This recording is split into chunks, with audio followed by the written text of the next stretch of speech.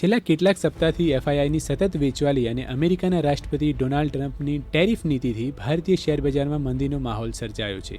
જો કે દિવસ દરમિયાન ભારે ચઢાવ ઉતાર બાદ આજે શેરબજાર ફ્લેટ ક્લોઝ થયું. મિડ કેપ અને સ્મોલ કેપ ઇન્ડેક્સ નીચેથી સુધરીને બંધ થયા, જ્યારે બેંક નિફ્ટીમાં ઉછાળો જોવા મળ્યો. આઈટી અને રિયાલિટી શેર્સમાં સૌથી મોટું ગાબડું જોવા મળ્યું.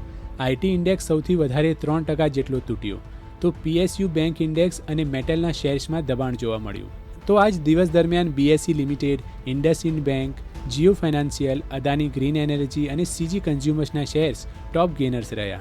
તો LT technology, Indus towers, Macrotech દેવ, પીબી ફિનટેક અને ઇન્ફોસિસના શેર્સ ટોપ લૂઝર્સ રહ્યા.